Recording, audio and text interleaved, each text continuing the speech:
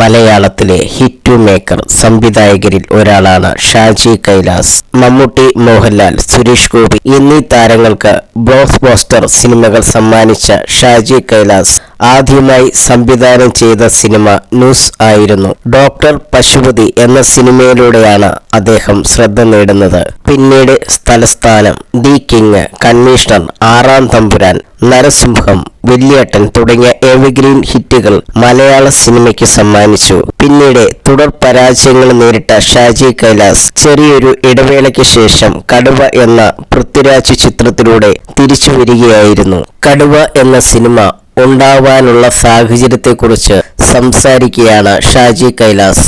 തിരക്കഥാകൃത്ത് ജിനു എബ്രാഹത്തിന്റെ കയ്യിൽ ഒരു സബ്ജക്റ്റ് ഉണ്ട്, കേൾക്കണമെന്ന് പറഞ്ഞ പൃഥ്വിരാജാണ് വിളിച്ചത്.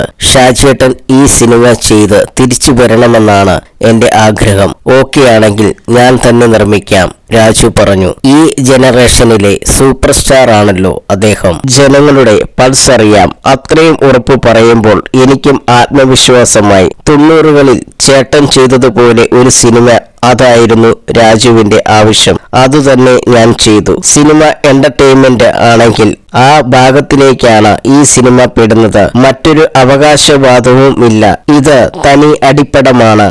കടുവയെക്കുറിച്ച് ആലോചിച്ചു തുടങ്ങിയപ്പോൾ പലർക്കും സംശയമുണ്ടായി. പക്ഷേ മാസ് പടം എന്ന ലേബലിന് ഇപ്പോഴും മൂല്യമുണ്ടെന്ന് തിരിച്ചറിഞ്ഞില്ലേ? എല്ലാം അതിജീവിച്ചുകൊണ്ട് ജനം അത് ഏറ്റെടുത്തില്ലേ? ആക്ഷൻ സിനിമകൾ കാണാൻ ആളുണ്ടെന്ന് തിരിച്ചറിഞ്ഞു. മാസ് പടം കാണുമ്പോൾ പ്രേക്ഷകർക്ക് കിട്ടുന്ന ഊർജമുണ്ട്. ഏതു കാലത്തും അത് ഒരുപോലെയാണ്. അതുകൊണ്ടല്ലേ KGF-ഉം വിക്രമും എല്ലാം തിയേറ്ററുകളിൽ വിജയമായത്. കമ്മീഷണറും കിങ്ങും ആറാം തമ്പുരാനുമെല്ലാം പ്രേക്ഷകർക്കൊപ്പം ഇരുന്ന് കണ്ടപ്പോൾ കേട്ട കയ്യടി കടുവയുടെ കാലത്തും കേൾക്കാനായി, ഷാജി കൈലാസ് പറഞ്ഞു.